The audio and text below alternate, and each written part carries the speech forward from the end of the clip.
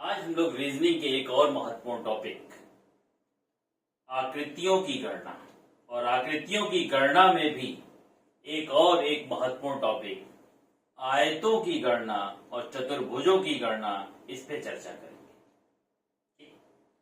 अब आयतों की गणना में कभी कभी सवाल आता है, केवल आयतों की संख्या बताइए, कुल आयतों की संख्या बताइए। तो कुल आयतों की संख्या मतलब चतुर्भुजों की संख्या, ठीक है। तो अगर कभी कभी सवाल में आपसे ये पूछे कुल आयतों की संख्या कितनी है, ठीक, तो आप चतुर्भुजों की संख्या से उसको पता लगाएंगे। अब जरा देखो मैं क्यों इन शब्दों का इस्तेमाल कर रहा हूं। यहां पर जो मैं इस्तेमाल करूंगा, मैं यहां पर आपको सिखाऊंगा कि कैसे आप अगर किसी एक बड़े वर्ग या आयत को छोटे छोटे वर्ग या आयतों में बदला जाए, तो आपको चतुर्भुजों की संख्या पूछे और आयतों की संख्या पूछे तो कैसे आप निकालेंगे। सबसे पहले इस डायग्राम को लेते हैं। ये अलग अलग डायग्राम मैं आपको कराऊंगा। पहले इस डायग्राम को लेते हैं। यहां पर मैं आपको पहले सिखाऊंगा कैसे आप निकालेंगे चतुर्भुज, और फिर आपको निकालना सिखाऊंगा वर्ग कैसे निकालेंगे। चतुर्भुजों की संख्या में से आप वर्गों की संख्या को घटा देंगे तो आयतों की संख्या निकल जाएगी, माने केवल आयतों की संख्या, केवल उसमें केवल रेक्टेंगल। चतुर्भुज का मतलब उसमें वर्ग और आयत दोनों शामिल है। तो कभी कभी आयतों कुल आयतों की संख्या पूछे, माने चतुर्भुजों की संख्या पूछे, तो आप देख लेना क्या चतुर्भुजों की संख्या का उत्तर दिया है। अगर वो आंसर होगा तो उसको लगाना, अगर वो ना मिले तो आयतों की संख्या। पर अगर शब्द इस्तेमाल कर दे केवल आयतों की संख्या, तब आप केवल और केवल आयत को लेंगे। अब आइए जरा इधर, अब हमें यहाँ पे निकालना है। सबसे पहले हम निकालना सीखेंगे चतुर्भुजों की संख्या, ठीक है। तो करना क्या है, कुछ नहीं, सिंपल सा काम करिए। अगर किसी एक बड़े वर्ग या आयत को समान लंबाई और चौड़ाई वाले आपके वर्ग में बांटे, ठीक है, तो आप इसमें से अगर आपसे पूछे आयतों की संख्या, चतुर्भुजों की संख्या, वर्गों की संख्या, तो आपका तरीका क्या होगा। अब उसका आप देखिए सूत्र मैं कैसे इस्तेमाल करूंगा। पहला काम इसमें आप डालिएगा खानों में नंबरों की संख्या, हॉरिजॉन्टल क्षैतिज में, फिर ऊर्ध्वाधर। अब अगर आपसे पूछा है इसमें चतुर्भुजों की संख्या, अगर आपसे पूछे तो चतुर्भुजों की संख्या अगर आपसे पूछे तो आपको करना क्या है, क्षैतिज वाले नंबरों को जोड़ लेना है, ऊर्ध्वाधर वाले नंबरों को जोड़ लेना है, और इन दोनों नंबरों का गुणनफल जो होगा वो बताएगा आपको किसकी संख्या, चतुर्भुजों की संख्या। और इस चतुर्भुज में कौन शामिल है, वर्ग भी शामिल है और आयत भी शामिल है। तो यहाँ पर जोड़िए जरा इसको, 1 + 2 3, 3 6 4 10, इनका योग आएगा 10। इधर भी योग कितना आएगा, 10। तो आपको करना क्या है, क्षैतिज का योग और इनका गुणा कर देना है ऊर्ध्वाधर के योग से। तो ये आ गया 10 × 10, माने आपके हो गए 100 चतुर्भुज। चतुर्भुज कितने आ गए, 100।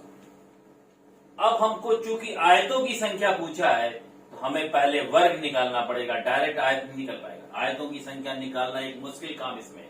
तो आप चतुर्भुजों की संख्या का आपके पास सूत्र है और वर्गों का सूत्र आपके पास है, तो चतुर्भुज में से वर्ग घटा देंगे तो आयतों की संख्या निकल आएगी। अब हम निकालेंगे वर्गों की संख्या। वर्गों की संख्या निकालने के लिए हमारे पास सूत्र क्या है कि अगर ये जो खानों की संख्या अगर बराबर हो, ठीक, अगर बराबर नहीं हो और बराबर हो, दोनों का अलग अलग सूत्र इस्तेमाल कर देना। अगर बराबर हो तो आपको करना क्या है, चाहे बराबर ना हो, ये सूत्र दोनों में काम करेगा। आप जो सबसे बड़ी वाली संख्या इसका गुणनफल करेंगे और इसके बाद आपका काम क्या है, इसमें एक एक कम करते जाएंगे। 4 में से 1 गया 3, इधर से भी कम हुआ 3, 2 × 2 + 1 × 1। आप ध्यान से देखें तो ये वर्गों का योगफल है। इसके लिए अगर दोनों तरफ अगर आपके अंक बराबर हो तो हम लोग σn² लगा देते हैं। σn² का मतलब प्राकृत संख्याओं के वर्गों का योगफल, और वो सूत्र क्या होता है, n + 1 2n + 1/6। तो उसका डायरेक्ट सूत्र हम लोग लगा सकते हैं सिग्मा एन स्क्वायर, और ये क्या होता है एन प्लस 1 2n+1 और बटा कितना 6। और यहाँ n का मान क्या रखेंगे, सबसे बड़ा वाला अंक, चाहे तो आप यहाँ रख के देख लीजिए। 4 और 1 मिलके कितना हुआ 5, 2 चौक को 8 और 1 9/6। काटिए जरा इसको, 2 से काटेंगे 2 दूना 4, 2 तिया 6, 3 से काटेंगे 3 त्रिका 9, ये आ गया आपका कितना 5 दूना 10 तिया 30, आपके क्या बन गए 1। अच्छा यहाँ देख लीजिए, ये हो गया 16, ये हो गया 9, ये हो गया 4 और 1। 16 4 20, 20 और 10 मिलकर 30, ये भी आपके 30 वर्ग। वर्ग निकालने के लिए मैंने आपको 2 तरीका बताया। अगर आप देखें खानों की संख्या बराबर हो तो सीधा सीधे सिग्मा एन स्क्वायर लगा दें। सिग्मा एन स्क्वायर क्या है, प्राकृत संख्याओं के वर्गों का योगफल। ठीक है, ये n का मान क्या रखोगे, सबसे बड़ी वाली संख्या। और अगर ये बराबर न हो तो ये सूत्र लगा सकते हो। ये सूत्र बराबर वाले पे भी काम करेगा, बराबर नहीं वाले पे भी काम करेगा। करना क्या है, दोनों तरफ जो सबसे बड़ी वाली संख्या उसका गुणनफल करोगे और इसमें एक एक कम करते जाओगे और इनके गुणनफलों का क्या कर दोगे, योग कर दोगे, तो निकल आएगी किसकी संख्या, वर्गों की संख्या। अब जरा देखिए, अब हमने क्या किया, हमने चतुर्भुज निकाल लिया, वर्ग निकाल लिया। अब हमसे पूछ रहा है, मेरा टारगेट कौन था, आयतों की संख्या। तो हम करेंगे क्या, चतुर्भुजों की संख्या में से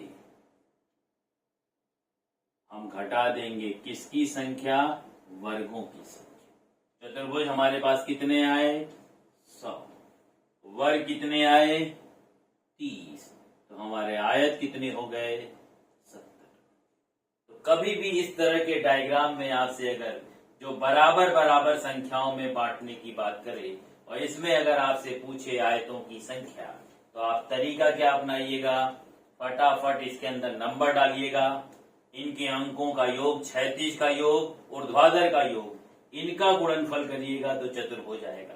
तो ध्यान रखिएगा, इस चतुर्भुज में 2 प्रकार के शामिल हैं, इसमें वर्ग भी शामिल है और आयत भी शामिल है। फिर मेरे पास वर्गों का फार्मूला है, यहाँ आयत का फार्मूला डायरेक्ट नहीं लग पाएगा, वर्ग निकालने पड़ेंगे।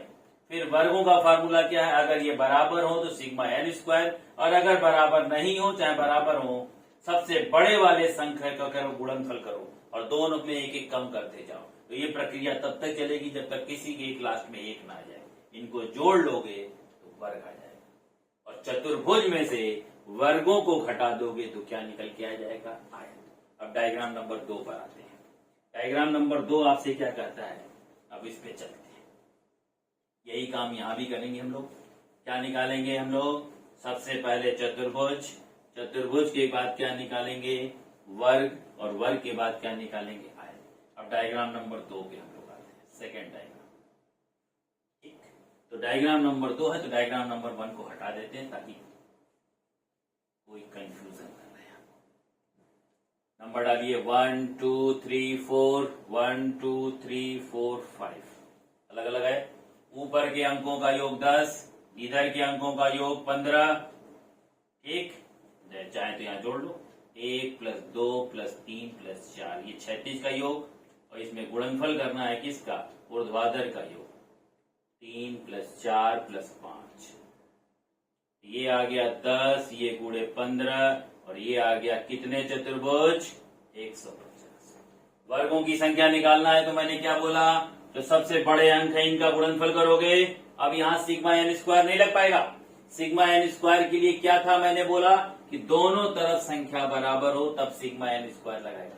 अगर अलग अलग होगी तो गुणनफल करोगे सबसे बड़े अंक का, फिर इसमें एक एक कम करते जाओगे। 5 का ये 4 और ये 4 का 3, फिर 4 का 3, 3 का 2, फिर इसका 3, इसका 1, अरे इसका 2 और इसका क्या हो गया 1। अब देखो 5 चौक को 20, 12, 6 और ये 2, 12 6 18, 18 2 20, 20 और 20 मिलके कितना हुआ 40।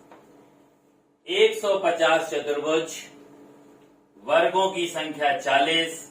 अब अगर तुमसे पूछे इस डायग्राम में आयतों की संख्या कितनी है, तो आप क्या करेंगे, चतुर्भुजों में से किसको घटा देंगे, वर्गों को। अब देखिए यहाँ पर, तो यहाँ पर आप घटाएंगे, चतुर्भुज कितने थे 150, वर्ग कितने थे 40, तो आपके आयतों की संख्या कितनी आ गई 110। 110 आयत गिनना इसमें बड़ा मुश्किल काम है, इसलिए इन सूत्रों का आपको इस्तेमाल करना पड़ेगा।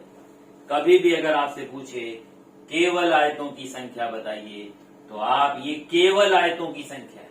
अगर आयतों की संख्या पूछे तो चतुर्भुजों की संख्या और आयतों की संख्या में कभी कभी कंफ्यूजन कर देता है। कभी कभी पूछता है आयतों की संख्या बताइए और ये आंसर दे देता है। याद रखना, ये आंसर पूछना, अगर केवल आयत बोले तब ये लगेगा, पर अगर आयत बोल दे तो इसको भी लग सकता है। ध्यान देना, अगर ये विकल्प में नहीं होगा तब ये विकल्प में लगाना, ठीक है। अब एक बेस डायग्राम ही हमारा है, बहुत छोटा सा डायग्राम है। ये डायग्राम आएगा नहीं आपके यहाँ, ये बेस काम करेगा अन्य सवालों में, इसलिए इसको समझा रहा हूं। अब जैसे देखो, ये भी एक वर्ग या आयत जैसा है। ये इसको हम लोगों ने इस तरह छोटे छोटे 4 भागों में बांट दिया, तो हमने इसके अंदर नंबर डाला। अब अगर मुझसे पूछे इसमें कितने चतुर्भुज बन रहे हैं, चतुर्भुज का मतलब इसमें वर्ग और आयत दोनों का क्या करते हैं हम लोग, योग करते हैं। तो योग 1 + 2 और इनका गुणा 1 + 2, तो ये हो गया 3 और 3 गुणे कितने हो गए 9। अब अगर मैं आपसे वर्ग पूछूं तो मैंने क्या बोला, सबसे बड़े वाले नंबर का गुणनफल, फिर एक एक कम कर दीजिए, तो ये आपका आ गया 4 और 1 5। अब अगर आपसे पूछे कितने केवल आयत हैं, तो 9 में से आप 5 घटा देंगे, कितने आयत हैं 4। केवल आयत 4, कुल चतुर्भुज या आयतों की संख्या 9, वर्गों की संख्या कितनी 5। तो इस तरह के डायग्राम में याद रखिएगा, कुल चतुर्भुज या आयत होते हैं 9, ठीक, वर्ग होते हैं 5 और केवल आयत जो होते हैं वो कितने होते हैं 4। अब हम इस डायग्राम की मदद से सवालों को, कितने प्रकार के सवाल इस डायग्राम पे बनते हैं, इनको हम लोग देखेंगे। अब हम लोग इस बेस डायग्राम में नए नए चित्र बनाएंगे और इनसे हम लोग आयतों की संख्या निकालेंगे। इस बेस डायग्राम में मैंने आपको बता चुका है कि इसमें आपको अगर कुल आयत या चतुर्भुज पूछे, तो इसमें चतुर्भुज या आयत ये होते हैं आपके कितने 9, वर्ग होते हैं 5 और केवल आयत या आयत अगर आपसे पूछे तो कितने होते हैं 4। अब इस डायग्राम में अगर मैं कोई भी चीज बढ़ाता हूं, जैसे मान लीजिए एक लाइन मैंने ये बढ़ा दी। अब ये एक लाइन अगर मैंने बढ़ाई और मैंने आपसे पूछा आयतों की संख्या बताइए, या मैंने आपसे पूछा केवल आयतों की संख्या बढ़ाइए, केवल आयत या कुल चतुर्भुज या आयतों की संख्या पूछे,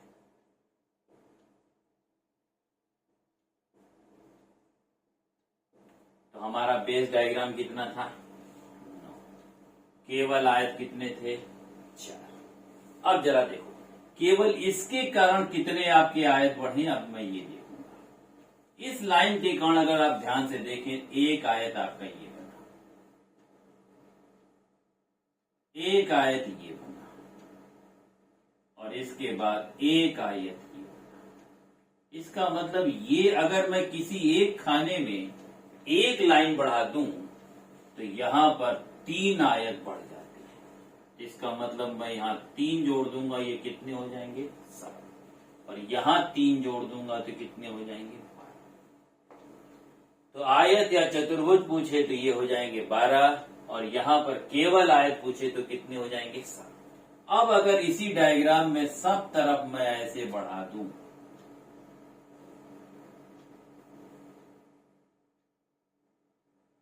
तो ध्यान रखो, ये 3 बढ़ेगा तो ये भी 3 बनाएगा। 3 कैसे बनाएगा, एक ये, एक 2 और एक यहां से यहां तक। ऐसे इसको लूंगा तो एक ये, एक 2 और एक यहां से यहां। इसका मतलब ये प्रत्येक आपका 3-3 बढ़ा देगा। तो अगर मैं ये डायग्राम आपका बना के पूछूं तो बताएं कितने आयत बनेंगे। तो बेस डायग्राम में कितने आयत थे, ये किसके डायग्राम है, बेस डायग्राम का है जो बढ़ गया। इन चारों के कारण आपके कितने बढ़ गए हैं 3 प्लस 3 प्लस 3 प्लस 3।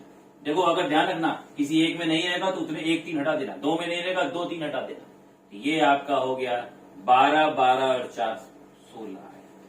अगर आपको यहाँ पर लाइनों की संख्या देखना एक एक प्रत्येक खाने में बढ़े तो ये 3 3 आयतों को बढ़ाएगा। देख लेना जिसमें नहीं पढ़ी होगी वहां से उतने 3 हटा देना। चारों में लाइन खींची हुई सब में 3 3 बढ़ा देना। अब जरा अगला देखो, अगर मैं इसी डायग्राम में, अब इतना तो हो चुका है इस डायग्राम का, अगर मैं इसी डायग्राम में एक लाइन और बढ़ा दूं किसी भी साइड, अब लाइन की संख्या जैसे मैं बढ़ाऊंगा याद रखना आयतों की संख्या भी क्या हो जाएगी, इस लाइन के कारण अब 4 आयत। देखो कैसे, एक तुम्हारा ये, 2, एक इसको और इसको लेके 3, और एक इसको और इसको लेके 4। इसका मतलब जिधर एक लाइन खींची थी उधर एक लाइन और खींच दी जाए तो ये आयतों की संख्या 4 बढ़ा देता है। तो अगर मैं केवल एक तरफ खींचूं तो +4 होगा, अगर मैं यहां पर एक और खींच दूं तो फिर +4 होगा, अगर मैं इधर एक और खींच दूं तो फिर +4 होगा, और अगर मैं इधर एक और खींच दूं तो फिर +4 होगा। इसका मतलब अगर हर तरफ 2 2 लाइन खींची हो तो पहली लाइन 3 3 बनाएगी और दूसरी लाइन 4 4 बनाएगी। मान लो एक केवल 2 तरफ खींचा और 2 तरफ न खींचा हो, केवल मान लो इन दोनों में खींचा हो तो आप केवल 2 में बढ़ा देना।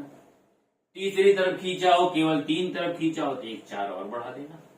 चारों तरफ खींचा हो तो एक 4 और बढ़ा देना। अब कितने हो गए ये 4 चौक को 16, 16 4 20, 20 और 12 मिलके कितने हो गए तुम्हारे। इसी तरह यहां पर आप बढ़ाते रहेंगे। ध्यान रखिएगा कि बेस आपका डायग्राम में कितना है, बेस डायग्राम में 9 है।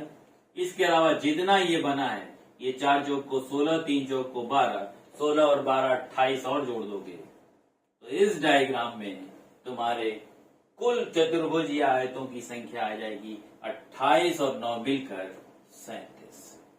ठीक, यहां पर आपकी केवल आयत पूछे तो बेस वाले डायग्राम में आयत होते हैं कितने, 4। ये पहली वाली लाइन से सब में बढ़े 3 3, दूसरी वाली लाइन से सब में बढ़े 4 4। ठीक, और अगर मान लीजिए किसी में एक लाइन और मैं बढ़ा दूं तो अब ये बढ़ा देगा, ये आयतों की संख्या कितना बना देगा, 5। केवल एक में बढ़ाऊं तो +5, अगर इधर भी बढ़ा दूं तो फिर +5, अगर मैं इधर बढ़ा दूं तो फिर +5, और अगर मैं फिर इधर बढ़ा दूं फिर +5। इसका मतलब 32 में हम 20 और जोड़ देंगे तो हमारा आ जाएगा कितना, 5। 37 में हम 20 जोड़ देंगे तो हमारा आ जाएगा कितना। ध्यान रखना इसमें 5, इसमें जो भी आए उससे 5 ये वाला ज्यादा होगा, क्योंकि आप देख रहे हैं इसमें 5 वर्ग बढ़े हुए हैं। तो याद रखना इस तरह के डायग्राम में बेसिक में 4 आयत हैं और इसमें 5 वर्ग भी जुड़ जाते हैं तो वही 5 वर्ग हमेशा बढ़े हुए मिलेंगे। तो आपको मैंने क्या समझाया, अगर इस तरह के डायग्राम में केवल एक लाइन आती है तो वो 3 आयत बढ़ाती है, 2 लाइन आती है तो 4 आयत बढ़ाती है प्रत्येक लाइन, और ये एक लाइन और बढ़ती है तो ये 5 5 आयत बढ़ा देती है। तो देख लेना क्या ये सब में खींची गई है, केवल एक में खींची गई है तो एक में बढ़ाना, 2 में खींची गई है तो 2 बार 5 बढ़ा देना, 3 में खींची गई है तो 3 बार बढ़ा देना। इसीलिए मैं सब अलग अलग रख रहा हूं जिसमें जितना खींचा। अगर मैं आपको एक डायग्राम दूं, अगर मान लीजिए मैं चेंज करता हूं, इसी डायग्राम में मैं थोड़ा सा चेंज करके आपसे पूछता हूं क्या आंसर होगा। आप देखिए मैं इसमें कर दे रहा हूं 2, इसमें मैं कर दे रहा हूं 1, इसमें 3 कर दे रहा हूं, और इसमें मैं कर दे रहा हूं 4। यहां 4, यहां 3, यहां 2, यहां 1। अब अगर मैं आपसे पूछूं इसमें आयतों की संख्या कितनी होगी तो 4 आपके हो गए बेस डायग्राम के आयत। अब जरा पहले वाले पे आओ, ये बनाएगा 3, ये 4, ये 5, ये 6। पहले वाले खाने का 3 + 4 5 और 6। दूसरे वाले का आएगा 3 4 5। 3 + 4 + 5। तीसरे वाले का आएगा कितना, केवल 3। और चौथे वाले का आएगा 3 और 4। क्या आप मेरी बात समझ गए? पहली लाइन जो है वो 3 बनाती है, दूसरी लाइन 4 बनाती है। यहाँ पर 4 लाइन है तो 3 4 5 6, यहाँ 3 लाइन है तो 3 4 5, यहाँ 1 लाइन है तो केवल 3, यहाँ 2 लाइन है तो केवल 3 और 4। अब इनको जरा योग कर लीजिए। ये 4 हुआ, यहाँ पर आपका 6 4 10 5 15 3 18 हुआ, और ये 5 4 9 3 12 हुआ, ये 3 और 4 7 हुआ, और ये 3 का 3 हुआ। तो 7 3 10 10 18 और 12 30 40, ये आपके हो गए 44। और मैंने बोला है ये हमेशा जो है इनसे 5 ज्यादा होंगे, तो 44 में 5 वर्गों को जोड़ देंगे तो 44 और 5 मिलके कितने हो जाएंगे, 50। तो मुझे लगता है कि ये डायग्राम आपके समझ में आ गया होगा। पहली लाइन 3, उसी में दूसरी लाइन 4। जितनी लाइन आप बढ़ाते जाएंगे, आप याद रखिएगा, उतने आयत आप बढ़ते जाएंगे। आप देख लेना उस 4 खाने जो बटे हैं उसमें से किसमें कितनी लाइन खींची जा रही है, और उसी हिसाब से आप वर्गों की संख्या को क्या कर दोगे, या आयतों की संख्या को क्या कर दोगे, बढ़ा दोगे। आयतों की संख्या में ये डायग्राम भी बहुत पॉपुलर है। ये डायग्राम से सवाल अक्सर पूछा जाता है। ये भी डायग्राम एक ट्रिकी मेथड से निकल, ध्यान रखो जहां पर बहुत ज्यादा संख्या में निकलने वाले हैं वो सारे सवाल ट्रिकी होते हैं। बस आपको ये समझना इनको निकालते कैसे। इस डायग्राम को हम 3 बेसिक डायग्रामों में बांटेंगे। पहला हमारी आकृति जो इसको हम लेंगे वो है ABCD, इसमें आयतों की संख्या निकालेंगे। दूसरा डायग्राम हम लेंगे CNEM,